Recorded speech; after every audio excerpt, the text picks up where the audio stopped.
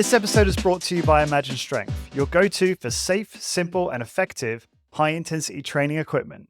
Growing a successful high-intensity training business requires workout equipment that's not only high quality, but also intelligently designed to fit the unique needs of your studio. And that's where Imagine Strength comes in. Drawing on the wisdom of the legendary Arthur Jones, Imagine Strength has crafted a groundbreaking line of fitness equipment that's as affordable as it is efficient, giving your studio the upgrade it needs without breaking the bank. The team at Imagine Strength breathes HIIT. Their passion for high-intensity training shines through in their designs, which they've consistently refined and innovated for optimum effectiveness and user experience. From my personal experience at Rec, I can attest to the careful consideration and craftsmanship that goes into every single piece. My Imagine Strength workout was absolutely brutal, in a good way, of course. Now, what makes Imagine Strength truly stand out? They have innovative equipment tailored for the unique needs of HIIT studios, affordable and efficient designs, lowering the barriers to entry for a HIIT business, continuous innovation and refinement ensuring your studio stays ahead of the curve. Founder Jeff Turner and his team are dedicated to moving the HIIT industry forward and making strength training accessible to more people than ever before. Here's how you get started. Number 1, visit imaginestrength.com. Number 2, discuss your specific needs with the team. And number 3, select the equipment that will propel your business to the next level. Head to imaginestrength.com today and give your HIIT business the Imagine Strength edge. Be part of the HIIT revolution and see firsthand how their unique equipment can transform your studio's workout experience. Elevate your HIIT business with Imagine Strength. Let's go. Today's episode is sponsored by Joint Friendly Fitness by Bill DeSimone. Having observed Bill's dedication in creating this book and hearing its acclaim in the fitness community, I eagerly dived into my copy. The book has innovated our approach at Optima Strength and refined my personal workouts, emphasizing safety and effectiveness. For those grappling with training pains, injuries, or concerns about joint health, this book offers solutions. Bill's blend of personal experience and biomechanics expertise birthed the joint-friendly fitness approach. Esteemed experts like Dr. Ellington Darden call it the best book on the biomechanics of strength training, while Dr. Doug McGuff labels it a masterpiece, praising its clarity and valuable exercise visuals. Move past the sea of complex fitness books. Joint-friendly fitness is both engaging and actionable, categorizing exercises by safety. Dive into its wealth of exercises backed by the 5-star joint-friendly rating system. Elevate your fitness with Joint-friendly fitness, available on Amazon worldwide. Let's go. Lawrence Snell here, and welcome back to High Intensity Business, your one-stop shop for elevating your HIIT business and fueling your passion for high-intensity training. Before we dive into this episode, grab your free PDF guide on how to turn your HIIT business into a robust referral machine. You can download that now over at highintensitybusiness.com/ref. That's REF, short for referrals. You'll also get a full-length video training with Discover Strength CEO Luke Carlson on how to build a referral machine and get access to lots of free HIIT business resources. So you can get that over at highintensitybusiness.com/ref, or you can just probably click a link wherever you are at the top of if it's on YouTube, at the top of the description. If it's a blog post, you'll see a link there as well. You can just click that link and download it there as well. So this is episode 425, and this is the random hour. We didn't steal that from anywhere, did we, Skylar? No, we didn't. with Skylar Tanner. Random as far as HIIT business, HIIT, and general health and fitness is mostly concerned. And for those that don't know, Skylar Tanner is a fitness coach, fitness and nutrition coach, exercise physiologist, and owner of Smart Strength in Austin, Texas. Skylar and his team at Smart Strength focus on helping clients gain strength, boost energy, and improve mobility and balance through evidence-based strength training. I apologize, Skylar, if that's a tad out of date, but hopefully that's still somewhat accurate. What I tell people is my elevator pitch is Go for it. I want to get weaker and out of breath and be out of breath more often. Said nobody ever. But what they have said is, Do you cough for effect? No. I just aspirated some kombucha is what I just did there. But what they do say is, I'd like to be stronger and fitter, but I don't have the time. At Smart Strength, a team of exercise physiologists help you look better, feel better, and perform better in about an hour a week. You've got time for that, right? And so that's kind of the pitch that we use. And really, like Lawrence, you were just saying, although I should download the build a referral machine. That's always fun.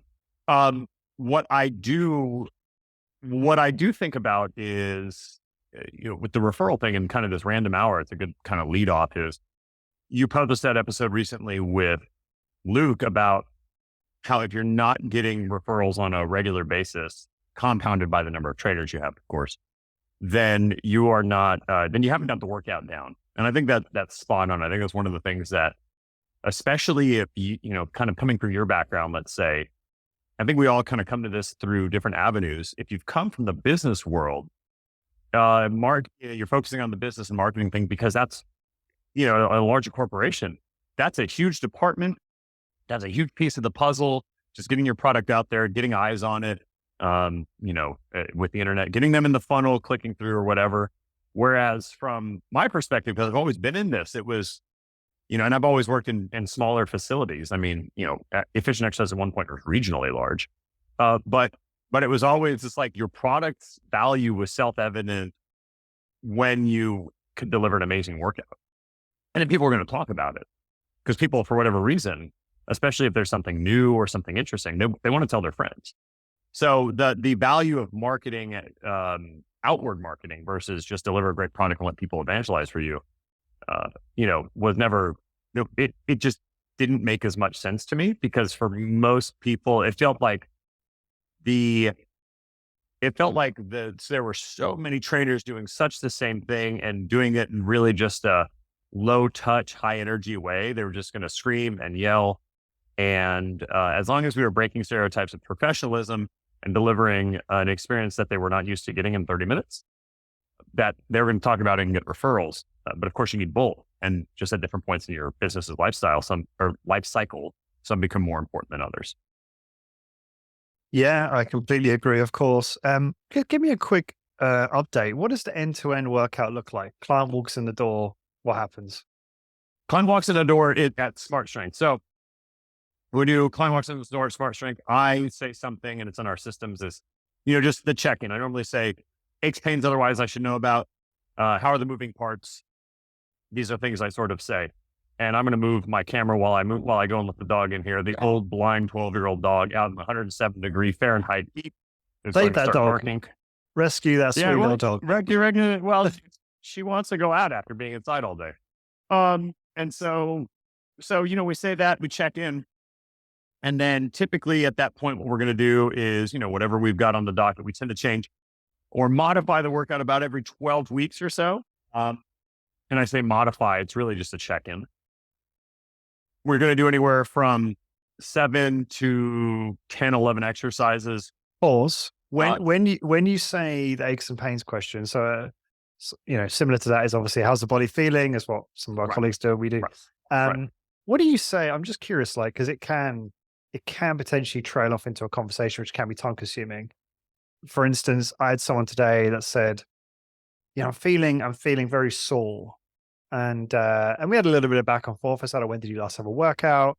And it wasn't clear, why he's experiencing that. I'm just curious, if you had someone say that and let's say they hadn't worked out for like 4 or 5 days, what would you say? So because I've dealt with clients who have chronic pain, fibromyalgia, what have you. And so the literature on out of the fibromyalgia research is that you could have these individuals who they will self-assess pain head to toe. They'll go through a training protocol of just upper or lower body for 8 to 12 weeks and then self-report their pain again. And almost always they report fewer aches and pains in the portion of their body that they didn't train. And this is thought because of, and Bryce could talk endlessly about this, what we call central sensitivity in these individuals is higher. So things that you or I don't think about, they're just sort of, maybe I'm a little sore, maybe I'm a little tired, but it's no big deal. These individuals that they perceive as pain. And remember, pain is an output. Pain is not, there's no pain receptor in my body. We've all had this experience personally, more sort of globally. We understand phantom limb is a thing, but if you are missing a hand and your hand hurts and there's no hand to hurt, why doesn't the hand hurt? Because pain is an output, because your nervous system is going, something's wrong, make it hurt so you don't make it worse. And similarly, we've had cuts that we didn't know we had until somebody pointed them out to us. And then they started to throb. Then we started to notice how sensitive that area was. So pain is an output. And so hard work sometimes, because it creates this relative scale, all of a sudden, well, this is high exertion. So these things I was feeling before aren't so bad. That turns down the discomfort, which is the long preamble to say if people come in kind of talking about general aches and pains, haven't worked out in a while, they're not sure why they're sore.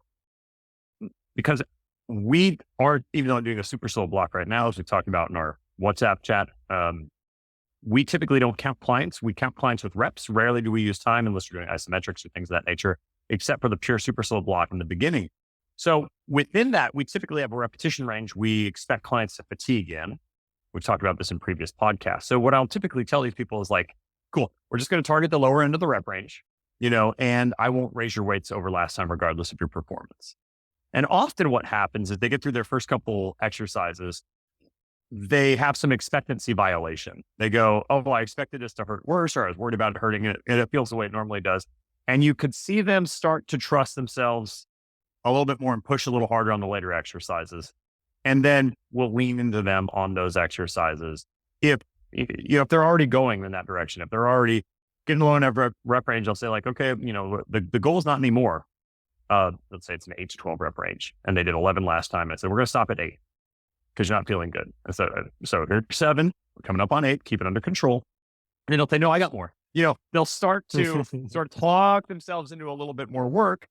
And this is what a former business partner of mine used to call like keeping the table set. We can't PR every time. We don't improve to infinity. So some workouts by definition, either by choice, by circumstance, are going to be, I'm just doing this because this is what I'm supposed to be doing at this time. Hygiene. So that maybe later. Yeah. So hygiene, exactly. It's a hygiene item, muscle hygiene. So I can push later. Just on the mechanism there, is the logic that you're saying, hey, we're going to work at the lower end of the rep range, we're not going to increase the weight? In my mind, that's twofold. It's firstly saying, hey, we're going to take care of you. It's not going to be quite so bad. So they're more relaxed going into it. And secondly, does it follow? Because I don't know if I fully understand this. Does it follow that pushing themselves more is going to exacerbate more soreness? In some people, it might do, right? And the soreness could be an absolute non-factor.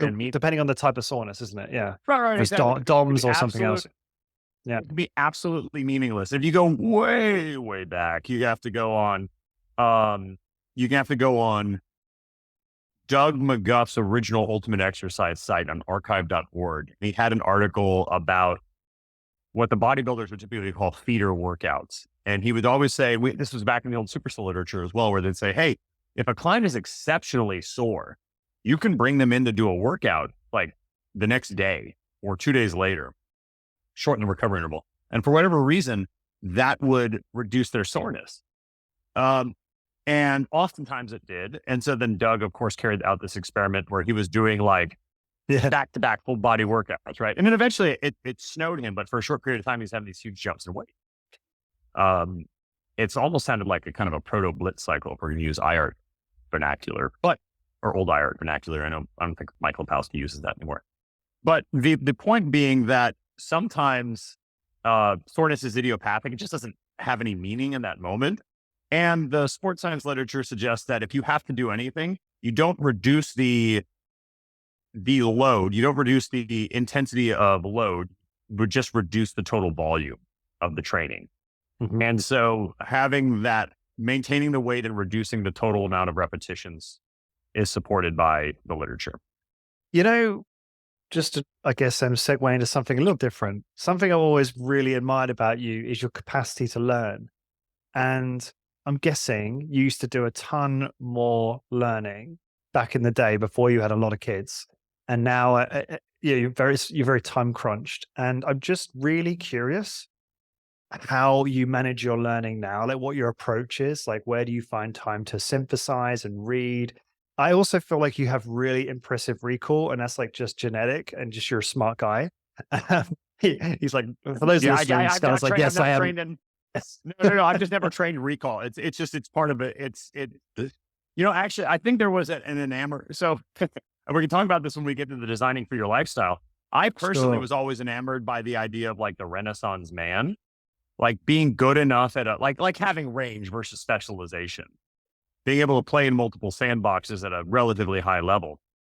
Um, and so maybe some of it was that, some of it was also maybe more, just kind of my family's background is very working class. So I figured that, damn it, if I didn't have resources, the resources I could have, I could store in my head. And I think, but there's no trick to it. I don't, So space repetition cards, as we use them now with the Ankis or any of these other learning platforms, the original tool, I mean, I'm not talking analog cards that people have done for ages and sort of self-assess their knowledge base and then kind of put them, I knew this really well, so it's going in the back folder, and then I knew this one poorly, so I'm going to revisit it tomorrow. The original version of that tool was something called Super Memo. And I learned about it in a Wired magazine article in like 2002, 2004, somewhere in that range, in which the creator sincerely believed in college that he had to remember everything. And he was an Eastern Bloc guy. And so he created the space repetition tool that eventually the algorithm got picked up by, as soon as it could have got, people were knocking it off. But he would also put articles into it. He would put all sorts of other things, not just discrete, like I need to learn for this test.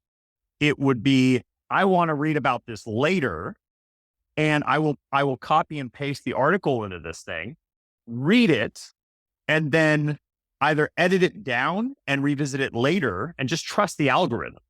That was his thing. Mm-hmm. And humans forget exponentially. Now, for me, I just read all the time. I don't really read fiction, although my wife suggests I should because there's some evidence to suggest that makes you a little bit more empathetic. Oh, really? I just said, yeah. Because you're being taken on a journey through someone's life experience, that you volitionally agreed to sort of uptake every detail, you maybe are a little bit slower to judge. Because if you've read enough fiction, you sort of, by definition, it's been designed to have, there's the rising, within the rising action, there are unknowns that are going to befall the character that they have to deal with and arrive at some sort of conclusion and new baseline. And so that idea of, this person is, probably not as bad as making up to be, or they're definitely not as good as they seem to be, is suggested to be supported by literature. Now, how beyond that, I tend to read like really dense sciencey stuff. I'm reading Robert Sapolsky's Behave right now, which is all about the biology of human behavior. And then I find a lot. He's the guy that wrote Stress. Also, why zebras don't get ulcers. And also Monkey Love is another one, which are like shorter. Monkey Love is sort of like seven short lessons on physics, which is written by this Italian theoretical physicist, which are just wonderful little digestible bits of physics. Sapolsky's is just about neurobiology and human behavior. And he has a really great Stanford graduation speech about why things we think are uniquely human are not at all uniquely human. That monkeys do this, apes do this, how one of the great ones that I love is there was a troop of bonobo, maybe it was orangutans or bonobos, one of the two, in which the alphas, the aggressive apes, went and got themselves killed by some humans rummaging through trash and just being jerks. The ecosystem of the remaining tribe became much more egalitarian. And so when some sort of big shot, big swinging dick alpha tried to come in, the egalitarian group would sort of pound him down and like, that's not the culture around here, sir. If you want to hang out with all of us, you're going to be part of our more egalitarian group. And this is important because Sapolsky observed this over like a 30-year period. He do his summers in Africa with watching these over the middle to long term. So this is something that he had direct experience with. And so some of those are really interesting because it helps feed in training, especially the neurobiology of like your behavior, some of the stuff where, how your stance conveys status, how your body language conveys status, as supported by some of the more human behavior literature, not the psychological literature, and kind of looking at how the brain behaves as a result. Can we pause there for a second? Can you tell me how that manifests in a session with a client? Your body language, like how do you think about your body language? I'm definitely not doing this. Let me see. Sure. I'm definitely not closed off. He's not crossing his arms. Yeah. I'm not crossing my arms. I mean, I'm big. I'm open. I'm like, this is my space. This is my kingdom. I am in control of the session. I am taking you on the ride. Get on board. And it's something that I understand. I have different incentives as the boss. And I'm always trying to coach our team up into, you're the expert you've been hired for this job. So behave as such. And now some people have this and some people don't, right? I mean, I want to accommodate clients, but they're not going to sort of change our core process. Or what I say is, like, if we're a steak restaurant, you can have any steak you want done in any way you want. You're not getting pizza. That's a different restaurant. And that's, so it's customer service. I can deliver an incredible experience, but it's still a smart strength experience. And I make the joke that for some of our younger people, because our current hire, Mallory, she is as old as my career is long, which is, I'm still young, I promise. But I feel like the question I'm going to ask people now in our interviews is, how long have you been managing your parents? And I mean this sincerely, where it's like I've been telling my dad and I was telling my dad and my mom what to do for a very long time, regardless of how well they listened to that.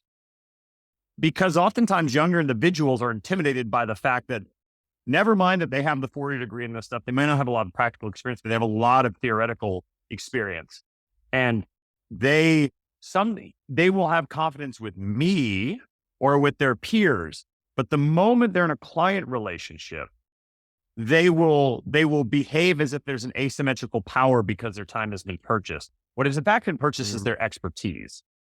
And so they should behave as such. Like when clients push back against me, I'm happy to push right back against them. One of my favorite sayings is, X is the case, here's Y, and I have the receipts. And that, I think I told you this before, like the clients of mine who have the same expertise in their fields are the ones least likely to sort of press my expertise. They're curious. They're not challenging. They're like, well, why did this happen? Oh, that's so interesting. Can I give you, go ahead. Go ahead. Finish your point. Cause then I'll give you a scenario. But then if you're younger, you kind of have to prove that and you have to stand your ground a little bit. And I'll always support our trainers because I know what they're teaching. But that's something that they struggle with. But if you've been telling your parents what to do for a really long time, they're older than you, then you're a little bit more comfortable with that relationship with somebody older than you. Yeah. This is interesting. So I have a scenario. I was in the studio, and a lovely client of ours, fantastic woman. She said, I read something the other day about how changing your breathing will actually help you burn fat more effectively during the workout. And I looked at her and I said, interesting. Obviously, I said, I'm highly skeptical of that, but please send it over. And then she looked at me and said, oh, but he is a PhD that wrote it. And, we all know there's lots of papers written by PhDs that are shocking, right? It doesn't really mean anything. And she was mid-workout. She was just about to get started in the overhead press with one of our trainers, and it wasn't really the time to get into it. But I did think about it afterward. I thought, would it have been appropriate actually if she wasn't just about to start her set and we had maybe a different context, would it have been appropriate to use it as an educational opportunity to say, hey, you know what, that's really interesting, send it over. But just so you're aware, the fitness and nutrition literature is, for the most part, quite low quality. So we have to be really careful about the type of science that we take seriously, and we have to look into the study design, etc., and not just go on what do they call it? Go on authority, right? What's the saying there? That is it, right? Yeah, no. It's an appeal to authority. Appeal to authority. That's it. An appeal to authority. So assuming, I'm curious how you would handle that, or is it just like that, or I have a saying for this. And I think the way you led with it, like especially in exercise, what is when we do statistical analyses, the assumption that all the math is based on, and James can speak to this because now he's James Steele can speak to this because now he's a lifeless statistician. Is that, I love you, James. I've called him that. I'm like, when did you stop being a human and become a robot? But there's a point that when we get a p-value, the operating assumption is that, the p-value, this proves that this was a real effect. It's like, no. The math that the operating assumption that all experiments are based on, and the math that is that these calculations are derived from, is operating on the assumption that there is no difference. And this is important. It's an important subtle distinction. The experiments are not trying to prove that the intervention is effective. The experiment is operating on the assumption that the intervention is exactly the same as no intervention at all, or the base intervention, right? We lift weights, but if we lift weights in this different way, there should be no difference. We expect there to be no difference. So if we get a p-value that is statistically significant, it means that we need to ask better questions in the next experiment to determine if this effect was real or if it's just within the boundary conditions of, like you said, the quality of the research we could do. Lyle McDonald gave me this phrase, but I was talking to some of my statistician clients from UT here, Appeal to Authority. But I was asking about this, where what's shown up in the literature right now is a lot of meta-analysis, and then they use it to try to derive an effect size. An effect size just is, how much of this change do we think came from the intervention itself? Like, what is the effect from the input? And it's thought to be used to try to, across different studies of varying quality, determine an outcome as being relatively homogeneous across these studies, even though the studies themselves are not the same. And so the analogy is that meta-analyses and exercise, it would be like if you did a meta-analysis of a box of crayons, the outcome would be that all the colors are gray. Because that if you combine all the colors, you're going to get gray or slightly off gray, right?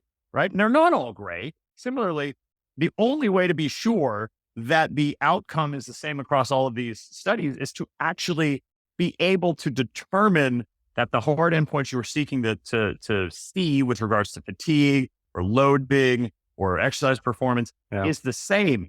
And that's a damn difficult thing to do. Yeah.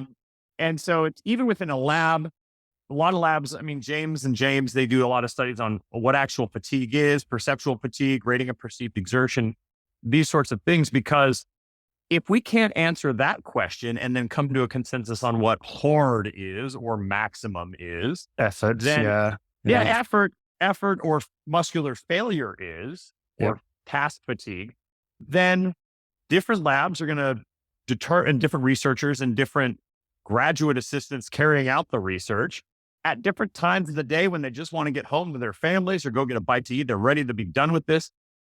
That will assign a different value. And their fatigue is not my fatigue, is not your fatigue. So how can we derive an effect size, an outcome that says more sets are better? Well, more sets are better, maybe, but we don't know what each set looks like. They're not standardized. It's very difficult to do, which is why something like, when this is where Luke got this phrase from an old Ralph Carpinelli article, where he was actually looking at not doing effect size of more sets tend to be better under these circumstances, like Schoenfeld did later.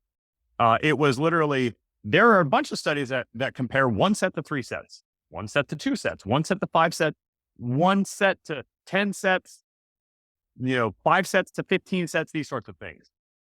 And that's what it's literally in the phrase. Luke didn't invent this. It's in Carpinelli's abstract. The preponderance of the literature supports that 1 set is equal to multiple sets, because what they were actually measuring was just, when we did have one group do 1 set for 12 weeks and the other group do 3 sets for 12 weeks, what is the actual strength improvement over that time? And in all these studies that he looked at, except for 2, I think, maybe 3, the 1 set to 3 set, the 5 set, whatever, 1 fish, 2 fish, red fish, blue fish, they were nears makes no difference the same. With oftentimes 1 set being a better outcome. And as Clarence Bass would suggest, that probably because if you knew you only had to do 1 set and you didn't need to leave anything in the tank, you'd push yourself harder. Your actual effort was closer to fatigue. That's interesting. Right. And so if you've got to hold back and you're like, I gotta get through all this stuff, because everybody decided you got to do 3 sets of 10, you got to do 2 sets of 10, it wasn't as many reps as possible.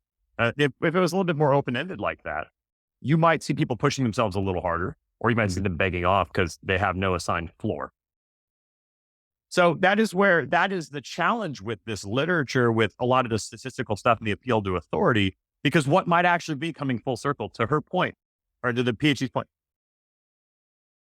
statistically, it may be significant. Changing your breathing may result in slightly more fat oxidation for a given unit of time in the exercise in when training. But that training was probably on a bike or on a Stairmaster or on a bike erg. And the difference between clinical significance and statistical significance is massive. There are lots of things that reach statistical significance in the literature that for the patient or the client will make no practical or clinical difference. And I think the line is that a difference is only a difference if it makes a difference. So if something is a observable effect, hey, they burned in that 30 minutes 2% more calories in this breathing method from fat compared to when they breathe in this other way.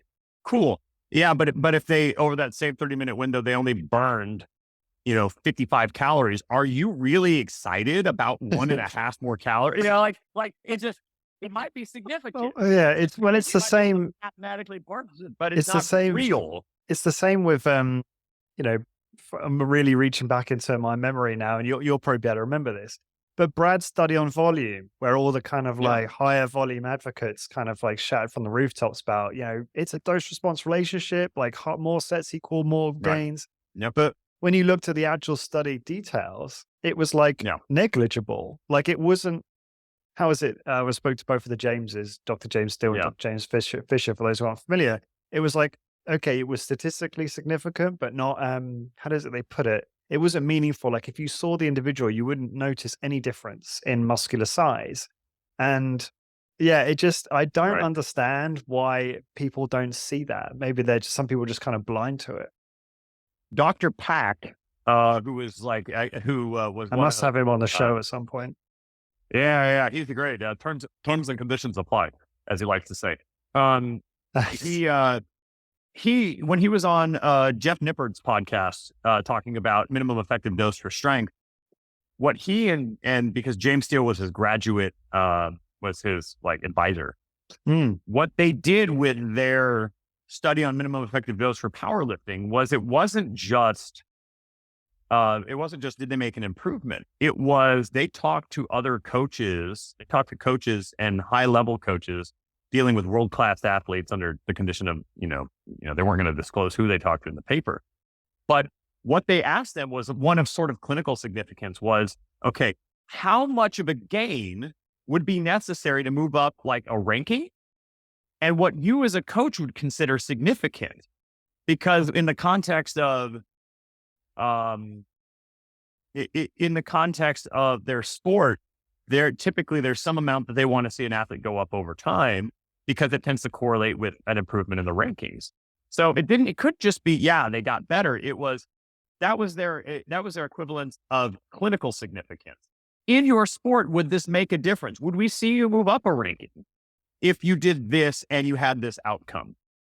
And Dr. Pack suggested that what he wanted to see was almost like a judging panel for an IFBB show as a study where how much hypertrophy do you need in order to see it and have a panel of people be able to say that person, before and after, that person gained muscle, that person didn't. But even that's flawed, isn't it? Well, it is, Heavily. but right. So if we have DEXA and we can say that body fat is within the boundary conditions of the same. Nippard pushed back on that too. But I think that's a good tool, because what do we tell clients all the time? Regardless of what a DEXA says or a Skinfold says, what does your mirror say? Do you look the way you want to look? And so, so if somebody says like, oh, he gained 5.5% lean tissue compared to this other guy, 3.5%, I can't tell the difference, right? So how much muscle mass on average, or how much a percentage in a given measure, ultrasound, DEXA, whatever, do we need to see before somebody can see it without just being measurable, right? Because if I put a quarter of an inch on my arm, you put a quarter of an inch on your arm, we know it's real because we're tracking this stuff. I don't know if Sarah's going to see that. I don't know if my wife is going to see that. If I lose an inch off my waist, I know it's real, but I don't know how many people are going to notice that for a variety of reasons. I mean, even though it's a gajillion, it's the surface of the sun out here, how many people are going to be like, oh, cool. Sty, you've been hitting the weights, haven't you? So I don't think of this as as science for the sake of, I think it's actually providing a real world check against some of these claims where this is superior. It might be statistically superior, but if you can't see a difference, and we want to see a difference, as like if I want to see a difference in my physique, and going from 3.4% to 5.1% by tripling my volume doesn't show up in my body in a way that I can be sure of. And look in the mirror and be honest with myself, because sometimes, as we know, water weight fluctuations, sometimes my obliques are ripped, and other times they're a little bit blurry. Then I need to, and I can't reliably see that. Then I need to start asking lateral questions about my training. Do I want to keep going with this? Is it going to produce? Am I going to keep gaining at the same rate? Well, probably not. So that's, I think, the use case there is, how much improvement do we need to see for other people to see changes in our physique? And then we could use that as almost a clinical significance, or start to have questions around clinical significance for lean tissue gains. Today's episode is brought to you by Imagine Strength, your one-stop solution for safe, simple, and effective high-intensity training equipment. When it comes to high-intensity training, it's about the right workout machines intelligently designed for your studio. That's the specialty of Imagine Strength. Inspired by the legendary Arthur Jones, they've pioneered efficient and affordable fitness equipment perfectly crafted for your HIIT business. With a team that lives and breathes HIIT, Imagine Strength combines passion, innovation, and careful design into every piece of equipment, creating the perfect environment for an intense yet rewarding workout. So why choose Imagine Strength? Number one, they create innovative, tailor-made equipment for HIIT studios.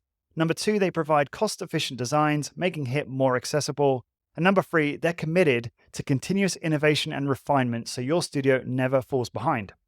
Elevate your HIIT business with a team at Imagine Strength. Visit imaginestrength.com to discuss your needs and select the gear that'll take your business to new heights.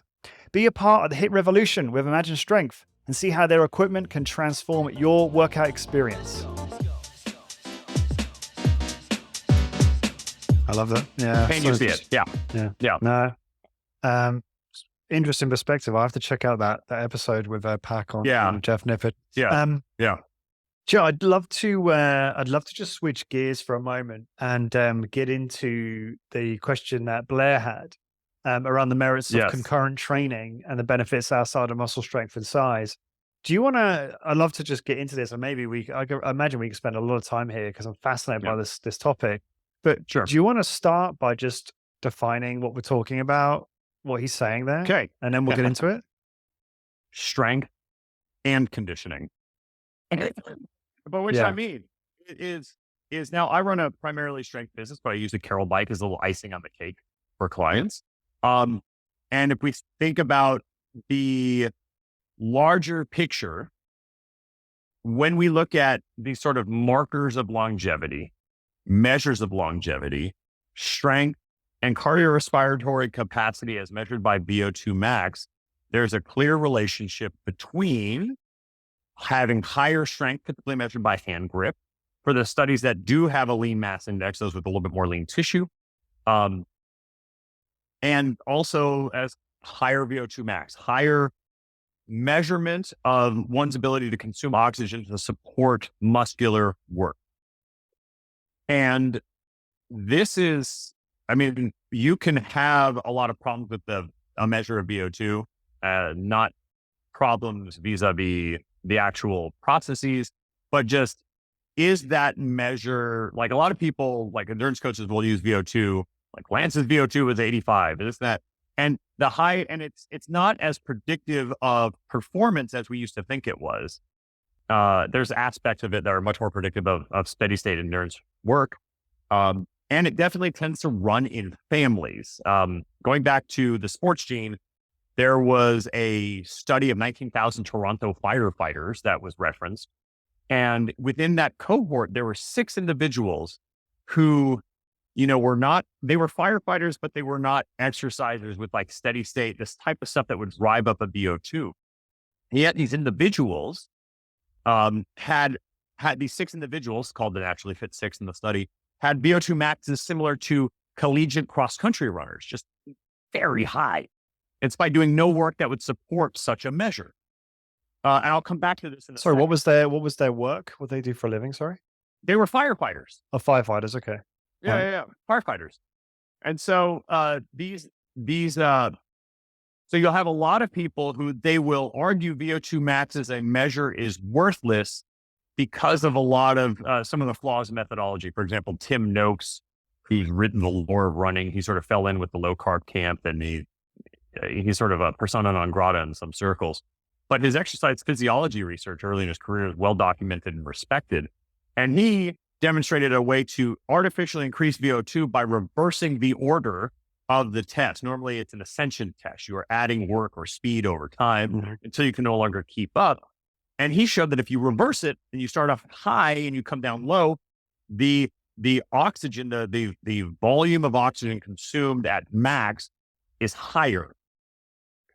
So you can argue methodologically all day, but for me, the thing that remains is that in mixed cohorts, not people in the same family, but just groups of people, there's a very strong relationship between longevity, those who are fitter, and those who have the lowest all-cause as measured by VO2 max. Fitter is measured by VO2 max, and also fitter is measured by strength, and those who have the lowest all-cause mortality and relative risk of getting any disease except certain forms of cancer.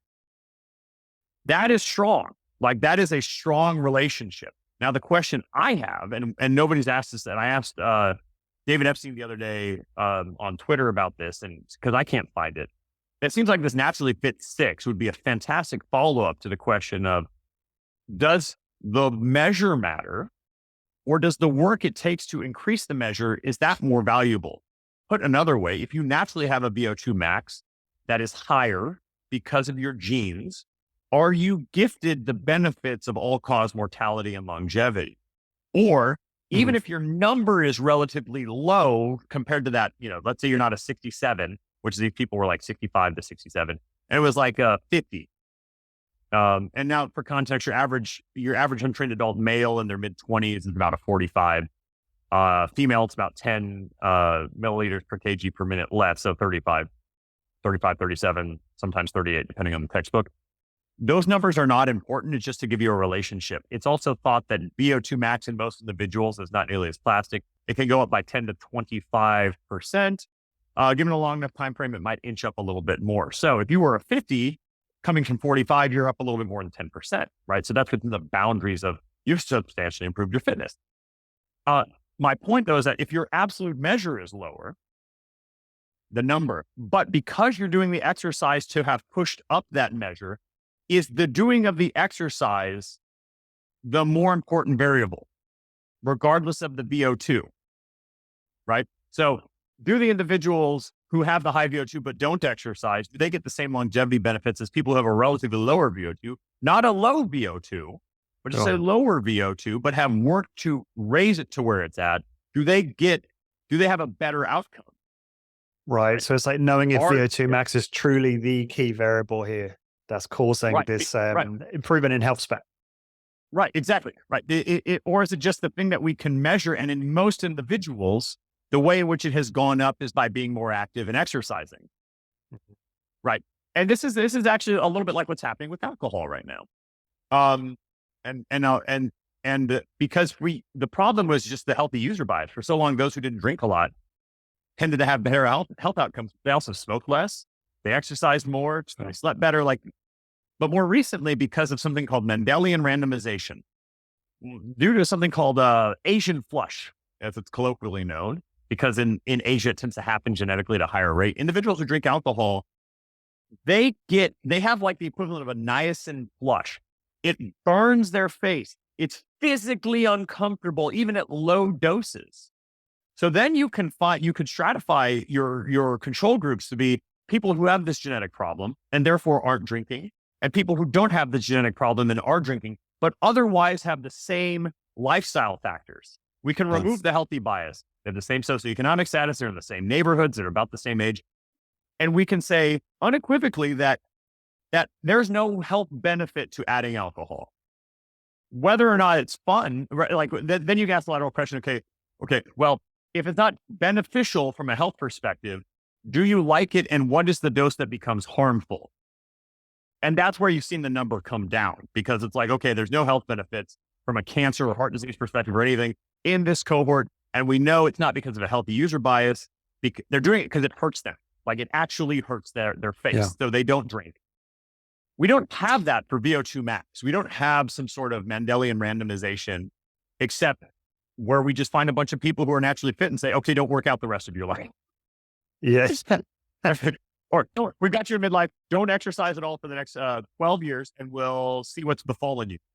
When all the public health literature, even though less than 20% of people are doing it, giant articles in the Lancet about the movement crisis, you're not going to get that study. That was the study I would love. So we don't have that study. In the face of that study, it is clear that individuals who exercise and based on this measure tend to have better all-cause mortality and better health outcomes. And when you look at HIIT, there's the Arthurs of the world who, I hate this is stupid, don't ever work out in that camp. And then you have the people who are the Matt Briskys, the late Dr. Ken Leisners, those individuals who tended to be in collegiate athletics, who they did not downplay the potential value of this stuff. The base of their pyramid was strength because it made all of that other stuff easier to do and to make you less likely to get hurt in the process of doing it. So maybe you didn't have to do as much of it, but that's a different statement than you don't need to do this stuff at all, or that this stuff isn't beneficial. So that's it. And when I think it is a large degree of hubris from many of these, although there's fewer and fewer of them. It's important. You're asking about this. You say, well, the HIIT community at large, and it's like, Lawrence, we are the HIIT community. Yeah, I mean, this is where I think WhatsApp is not always the best domain for these types of discussions. I always find on WhatsApp, you and I disagree quite a lot, but not like, in a vitriol kind of manner, but like when we talk, we realize quite often that we agree on more than we disagree. But what was I going with that? Yeah, no. So what I kind of meant to say was, I guess, more like purist HIIT, which I don't think our group would be at all. Yeah. It's like, and more to the point is like, there are lots of other people who were doing what Arthur espoused before Arthur wrote the bulletins, right? Ben Boccicchio arrived at super slow before Ken arrived at super slow. Hell, actually, and even before Ben, Boccicchio was sort of formalized his version of super slow. There was, it'll pop in my head at some point. There's somebody else who was in the 1950s who did a version of super slow within the context of other forms of lifting, but it was a tool that he used. He was an Olympic lifter, power lifter. And so, just because we have a touch point of a single individual who was sort of galvanizing and a big enough personality to bring this to a larger group of people, doesn't mean, number one, they're first, number two, that they're the final say, or number three, they got everything right. Yep. Right. And so, and more practically, when I look at these outcomes, let's say it's the work that matters and the change in VO2 that is most important, the actual exercising of VO2. When we look at some of the literature, like the Carroll bike literature, and some other low frequency HIIT literature, we know that cardiorespiratory capacity goes down about 10% per decade in untrained individuals. It has a similar degradation curve to strength and lean tissue. And there's when Carroll says that they reduce your age by, be a decade younger in 8 weeks, what they demonstrate is that an untrained individual's VO2 max goes up about 12% in 8 weeks, training on Carroll twice a week for 8 minutes and 40 seconds a pop. Right. So the hubris, I think, is that all of these well-meaning individuals in exercise science who have gone through all of this schooling, and because I've been in that environment, the lab technicians and these people in these spaces are working hard. They are not stupid. They are being held to a high standard. They are constantly scrutinizing their own work. And you have enough people, enough labs around the world, and then challenging each other. Because think about the peer review process. I'm going to submit my work, if it's a true peer review process, because you got There's a whole argument about that as well. But if it's a true peer review process, I'm going to submit my work for people to anonymously shit all over. Well, then I better be sure that I can sort of, dot my T, cross my T's, dot my I's, and show my work. And so when we see this again and again and again in mixed populations, not just athletes, that this correlates strongly with improved outcomes, we should at least pay attention to. And I think about it like, okay, well, what can I do to get, just like Pareto principle, how can we get the most bang for this buck? Because when you've got a group of people for whom 80% aren't lifting weights at all, they're sure as hell not doing HIIT to the extent that is necessary to get this change. And as a result, something like the Carol bike with, you're not in control. I just tell you to sprint, and the machine over time will make the effort as hard as possible. Mm-hmm. So, I've got clients who've only done it once a week, and their aerobic capacity has gone up 29% in, 4 months. So that's not obviously VO2 max. That's a different measure. It's if I had a tube in their mouth and I could measure blood gas, it would be the same test.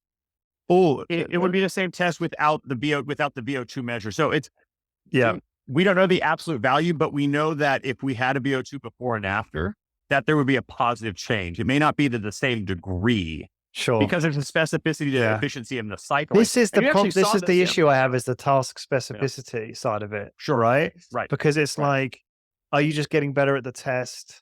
Is HIIT in of itself producing an improvement in cardiorespiratory fitness and VO2 max as well? Can you talk on that? Sorry. Resistance training does. And depending on how you do it, let's remember that the project total conditioning, these individuals got better at the 2-mile run, even though they weren't running. Whereas the control group in the West Point were running. They were doing the normal Navy training program, which include lots of long, slow jogs. But I challenge anybody to do that workout for 8 weeks in the way in which it was being done. It was 20 sets. It was lots of negative only work. It was continuous effort. And so to your point, that specificity was the workouts got shorter by the end of the 8-week block. Like they were, what originally would take like 47 minutes for some guys. By the end, they were doing it like 28, right? And then their 2-mile run time came down. I see. There is but to your second point, there is VO2 max. One of the things we see hilariously enough in cyclists, and even in runners, is that the more training they have, their VO2 tends to actually come down over the course of the season as they get better at running. So it's like, what they want is the highest percentage of VO2, which is an efficiency measure, which is what you're talking about. So the highest known recorded VO2 max in history, I forget the guy's name, he's a Scandinavian cyclist. It was so high, the lab packaged the VO2 max, the blood gas or the oxygen measurement, the CO2 oxygen measurer, indirect calorimetry, and sent it back to make sure it was calibrated properly. And this individual, over the course of his season, because the lab, he became this like lab experiment, sort of like Lance Armstrong was here at UT, his VO2 max was coming down as his percentage of VO2 max he could sustain was going up. So I like to think about the analogy I give is that VO2 max is like the absolute size of the engine, right? Just do you have a big engine or not? What's the horsepower? Whereas velocity of VO2 max or lactate threshold, any of these other task-specific measures is sort of like, what is the RPM and gear you can sustain in a race almost indefinitely? And you might have horsepower above that, but that becomes less important because you've tuned the engine to the specific task.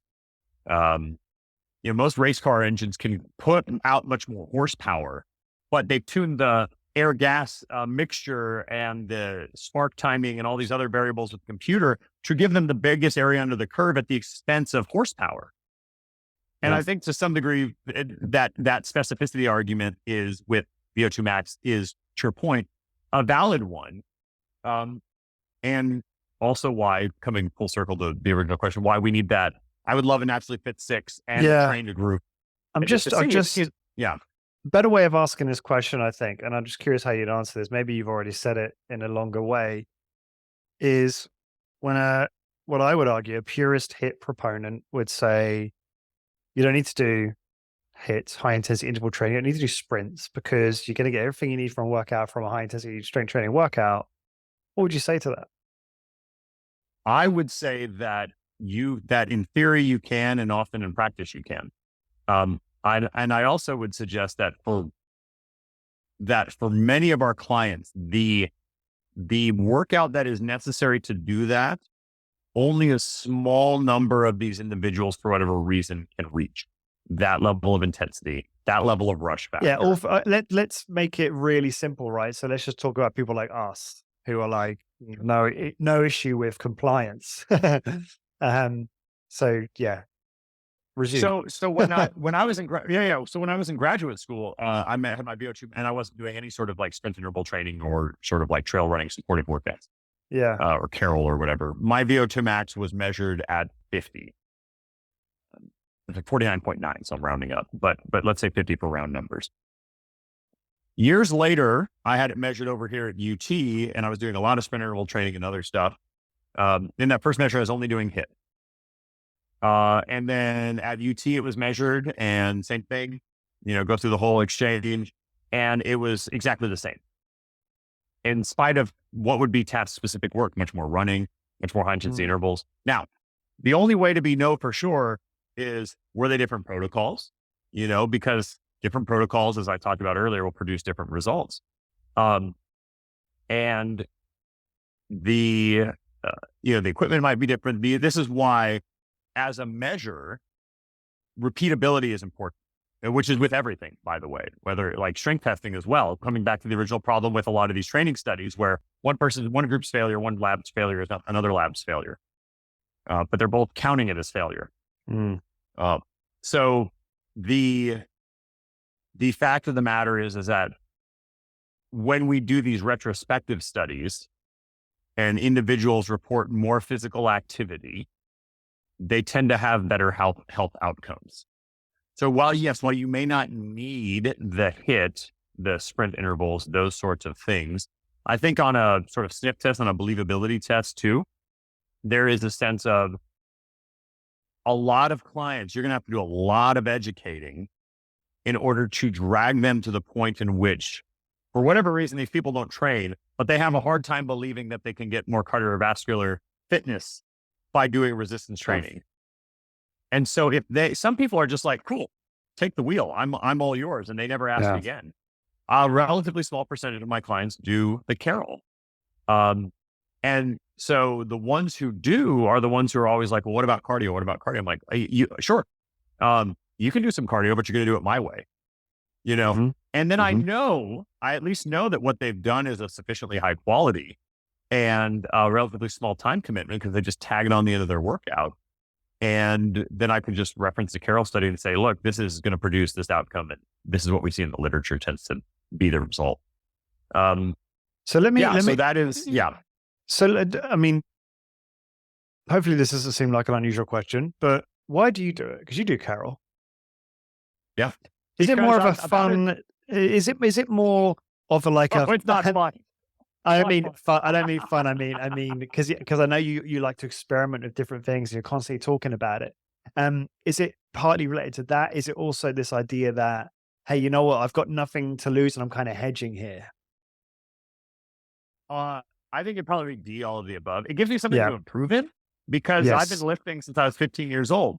So it's a bike. It's concentric. It's not. There's no like impact forces like when I haven't been running a really long time. I kept getting these injuries, and I was just like, and I was doing it for the sort of almost like moving meditation of being in my body.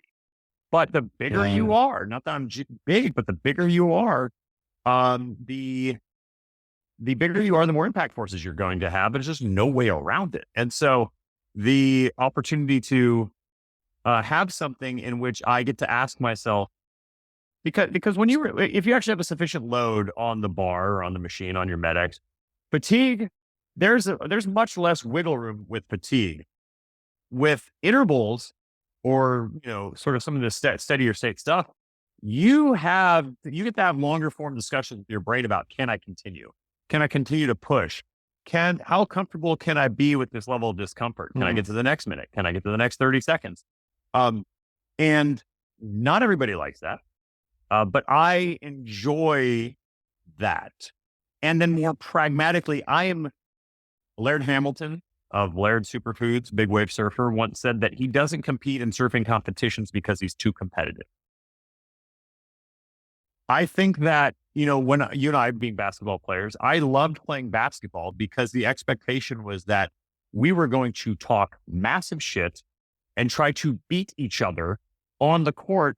And then off the court, we were friends. Like, it was this controlled environment for hyper competitiveness and almost a belligerent competitiveness. And so I would, I'm 40 years old. So Gary Payton was known for his trash talking. I listened, they'd have him mic'd up, they'd have him boom mic'd. And I'd listen to all the things Gary Payton would say, and I would say it to people on the court. And, they'd be like, you keep talking, I'm going to knock you out. Like, I'd get that sort of feedback from people, especially those who were better than me. I'm just trying to get in their head because, I was 2 years younger. I didn't have the skill. They were bigger than me, whatever. And I don't have that outlet now, right? Because resistance training in a non-competitive capacity this is why CrossFit is popular, because it's workouts, but there's a gamification. Hey, what's your Fran time? I can get better at that. And then paradoxically, CrossFit actually does have lower injury rates than like running. Interesting. Per 1,000 hours. Yeah. I'm not saying it's safe. I'm just saying that running is actually a highly injurious, complex sport. Cycling less so. Cycling has a lot of other problems with like lower bone mineral density, messing with your prostate function, back pain, neck pain. So there's no free lunch in any competition, as your shoulder will tell you about basketball. You never snapped an Achilles like Mike Bradley was concerned about, but your shoulder was always messed up. Well, I tore my calf. I started tearing my calf and having calf spasms. Really? Yeah, I had to go to the ER, call it A&E over here, multiple times as a result of it. And I thought to myself, I can't keep doing this when I got 2 kids who completely rely on me for so much. That's the thing, isn't it? Go ahead. Yeah. Well, and then personally, that's just it as well. Doug Hall and I were talking about this yesterday. I said, one of the things I really love about long trail races, there's no gold medal or paycheck, but it was like this sort of self-facilitated psychedelic trip where I'd go on these races. About 3/4 of the way through, I start having these conversations with my dead mother, and I am not doing it. It's not like I'm thinking about things my mother said. It's that she is speaking to me in her voice in my head, and I'm just listening along for the ride. And as cool and amazing as that is, it's like having 2 different songs coming through a pair of stereo speakers at the same time. As interesting as that is, like, I can't afford to be on the couch for 3 days afterwards recovering from an event like that, because you're just destroyed. As Andrew Magnus said on, you are just destroyed. And I got bills to pay. I got kids I got to follow. I want to show up in my business, and we maybe need to hurry up and finish with this Berardi statement. I want to show up in my business in a way that best recruits my unique talents and abilities. I want to show up for my family in a way that I have an expectation on myself to show up for. And I want to show up for my spouse in a way that I feel guilty. I would feel too guilty about, I would feel like a selfish asshole if I was constantly destroying my body in these races, and then asking my spouse, who is a professional ass woman, very accomplished, to then also have to shoulder more load of the parenting and things, because I chose to hurt myself in service of being in the top 3 in my age group in some random trail race in South Texas. Yeah. I tell you what, it gives me that outlet. I can compete. Yeah, I love it. It makes a lot of sense. What I'd love to do is, I want to spend, if it's okay with you, a couple more minutes on this concurrent training piece. And I'd love to just park, the Berardi stuff, the philosophy there. I know we wanted to get into that, but also what you said there about running, high injury versus CrossFit, talking about that, reconciling some of that. I'd love to do that all in a part 2, if that's all right. Maybe we could do like another random in the next few weeks. That'd be great. Because there's loads there. The study that I know Stu Phillips shared recently about running. I would love to get into that with you, and I know you know a lot about that. Another question I had for you on the, I guess the sprint training, high intensity interval training. is, Bryce made a good argument about it too. I mean, he's been on the show. He talks about the potential benefits of tolerating heat stress better, that type of thing, but also the metabolic work. I'm curious what you make of that. I mean, he makes the case that, you're deplete more muscle glycogen with something like a sprint session because there's more mechanical work.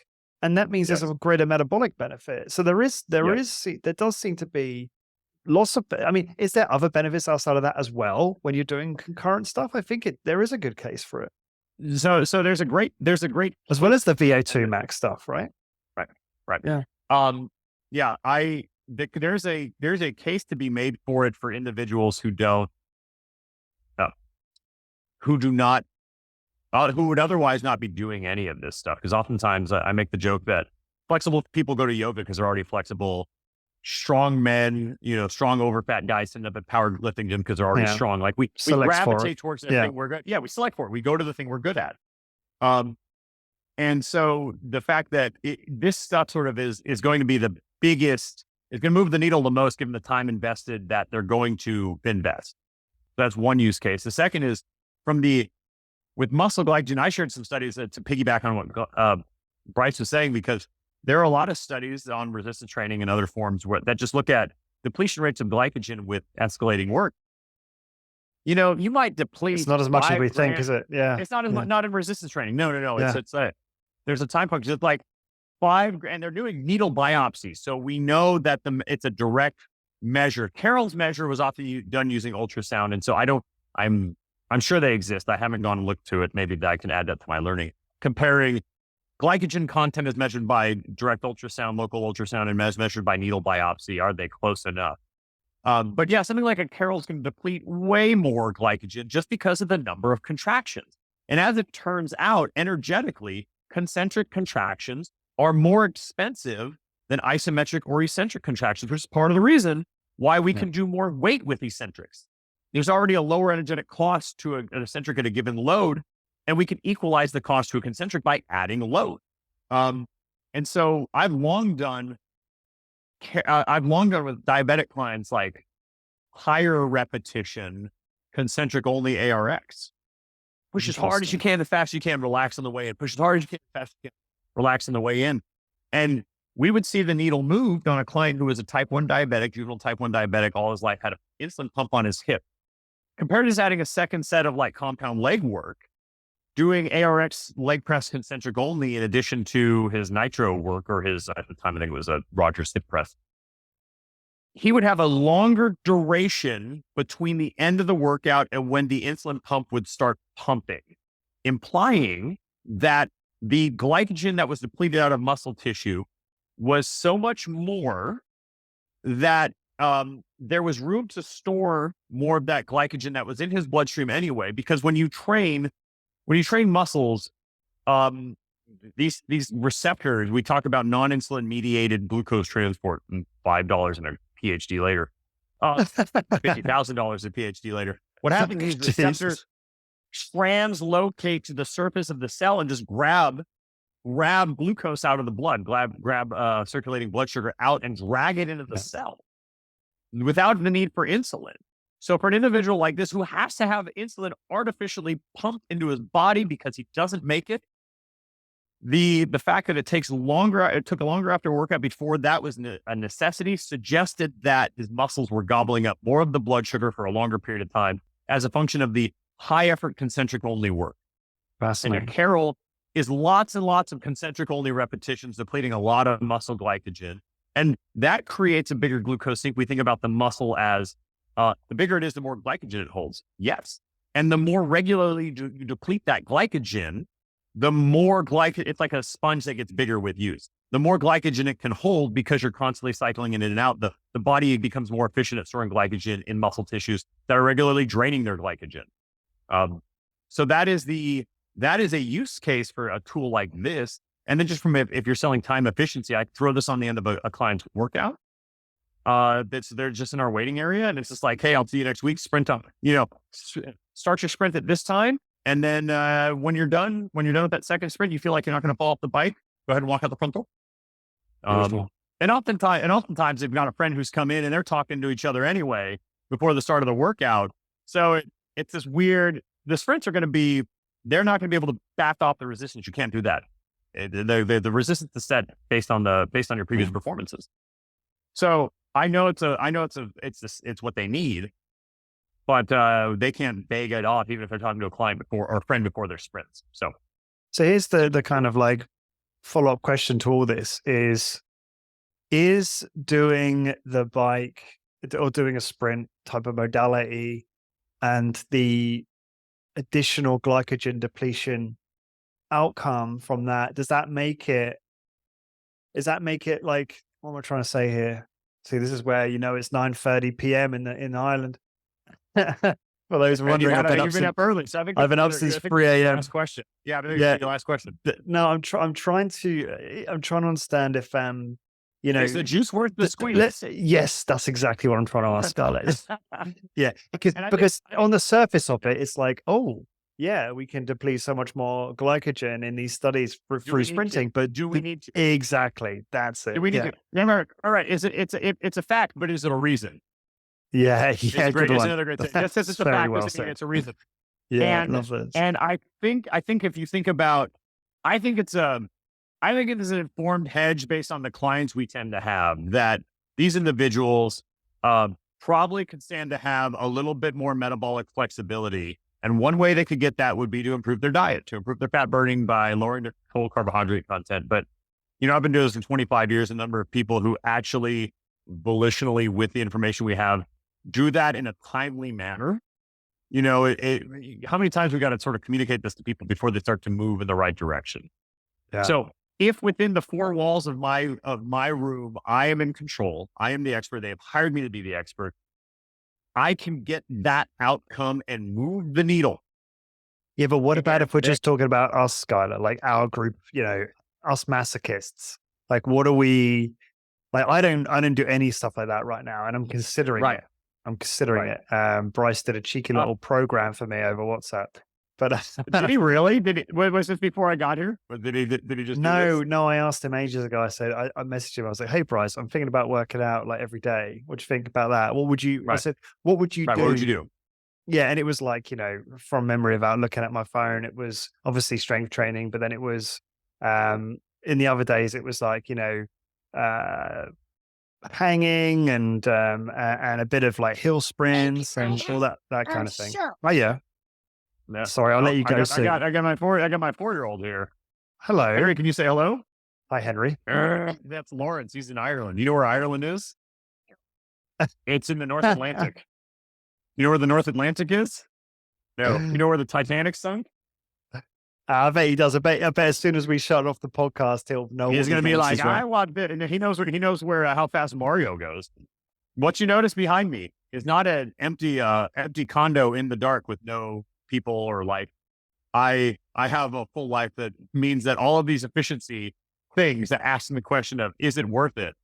It's for these guys to keep up with them so they don't armbar me in jujitsu or whatever. It has to be worth it. And frankly, another thing to your point, when your kids watch you work out, what they want to do, work out with dad. They want to establish a healthy lifestyle too. So don't let the perfect be the enemy of the good. And then also don't let, I tend to think about nobody's going to remember my name. My grandkids won't remember my name. I mean, they'll barely know me. Or my great grandkids definitely. But if these guys end up working out and doing stuff because of the example I said, I think that's pretty cool. Absolutely. Yeah. Well, I tell you what, I'll let you go because I know you've got a house full of children to care for. But Skylar, this has been awesome as always. Thank you. Learning a ton. And we'll definitely get that part 2 scheduled to carry on. Awesome. Yeah. And just very quickly, if people to find out more about you, smartstrengthaustin.com. Is that right? That's right. That's right.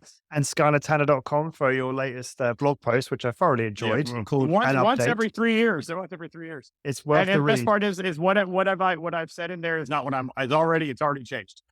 Yeah. Well, I really enjoyed it. And for everyone listening, remember to grab your free PDF on how to turn your HIIT business into a robust referral machine. Get that at highintensitybusiness.com/ref, or just click the link in the top of the description on YouTube or wherever you're consuming this. So you can get that free referral guide and lots of other cool resources. Skylar, I'm very grateful. This has been a lot of fun. And thank you, Lawrence. My mouse can work. To get the show notes for this episode, please go to highintensitybusiness.com, search episode 425. And until next time, thank you very much for listening. And Scarlett, I will see you very soon. This episode is brought to you by Imagine Strength, your go-to for safe, simple, and effective high-intensity training equipment. Growing a successful high-intensity training business requires workout equipment that's not only high quality, but also intelligently designed to fit the unique needs of your studio. And that's where Imagine Strength comes in. Drawing on the wisdom of the legendary Arthur Jones, Imagine Strength has crafted a groundbreaking line of fitness equipment that's as affordable as it is efficient, giving your studio the upgrade it needs without breaking the bank. The team at Imagine Strength breathes HIIT. Their passion for high-intensity training shines through in their designs, which they've consistently refined and innovated for optimum effectiveness and user experience. From my personal experience at Rec, I can attest to the careful consideration and craftsmanship that goes into every single piece. My Imagine Strength workout was absolutely brutal, in a good way, of course. Now, what makes Imagine Strength truly stand out? They have innovative equipment tailored for the unique needs of HIIT studios, affordable and efficient designs, lowering the barriers to entry for a HIIT business, continuous innovation and refinement ensuring your studio stays ahead of the curve. Founder Jeff Turner and his team are dedicated to moving the HIIT industry forward and making strength training accessible to more people than ever before. Here's how you get started. Number 1, visit imaginestrength.com. Number 2, discuss your specific needs with the team. And number 3, select the equipment that will propel your business to the next level. Head to imaginestrength.com today and give your HIIT business the Imagine Strength edge. Be part of the HIIT revolution and see firsthand how their unique equipment can transform your studio's workout experience. Elevate your HIIT business with Imagine Strength. Before we sign off, a reminder about our sponsor, Joint Friendly Fitness by Bill A. Simone. Bill's commitment to crafting this invaluable guide has not gone unnoticed. At Optima Strength, it's become an important reference guide for workout design, and on a personal level, it's reshaped my workouts, focusing on both safety and results. For those navigating the challenges of training-related discomfort, injuries, or concerns about joint well-being, this book is a beacon. Bill's fusion of first-hand insights and biomechanics knowledge has given rise to the joint-friendly fitness methodology. John Little, a respected figure in the fitness realm, emphasizes that Bill's books are a mandatory part of their exercise education, highlighting joint-friendly fitness as Bill's crowning achievement in the world of exercise science. Similarly, Simon Shawcross, co-founder and director of HitUni.com, labels it a must-read, especially for those keen on strengthening muscles whilst minimizing injury risks. In a world filled with convoluted fitness literature, joint-friendly fitness stands out. It's not just enlightening, but also practical, categorizing exercises by their safety quotient. With a 5-star joint-friendly ratings system, you're equipped with a comprehensive exercise arsenal. Boost your fitness journey and fitness business with joint-friendly fitness, available on Amazon worldwide, and elevate your workouts. Thanks for tuning in, and we'll catch you in the next episode.